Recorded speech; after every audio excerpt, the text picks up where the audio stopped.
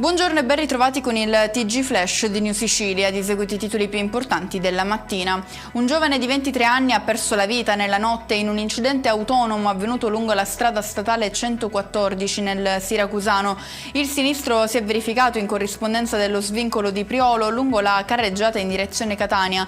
Per cause ancora in corso di accertamento, il veicolo condotto dal giovane è uscito fuori strada andando a schiantarsi violentemente contro il guardrail, vano l'intervento dei soccorritori.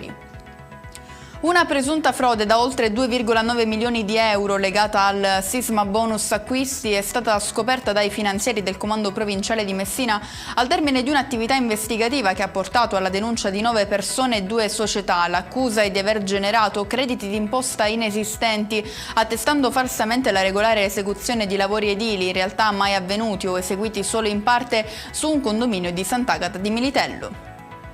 Un debito di 24.000 euro mai riconosciuto dalla vittima sarebbe all'origine di una brutale aggressione avvenuta a Scicli, nel Ragusano, ai danni di un pensionato di 72 anni. Nelle prime ore di questa mattina è stata eseguita una custodia cautelare in carcere nei confronti di 5 persone in qualità di presunti mandanti ed esecutori materiali del pestaggio.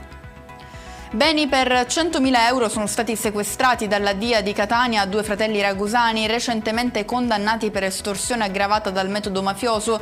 Il provvedimento è stato adottato nell'ambito di un'inchiesta per truffa aggravata per il conseguimento di erogazioni pubbliche dall'Agea. A consentire l'inganno, l'intestazione rivelatasi infondata di quote societarie a persone formalmente in possesso dei requisiti previsti, così da ottenere illegalmente l'accesso ai finanziamenti.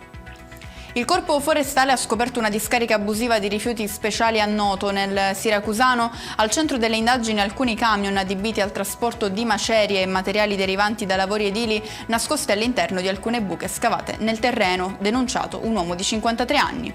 E con questo è tutto, prossimo appuntamento stasera alle 19:30. Grazie per averci seguito, buon proseguimento di giornata.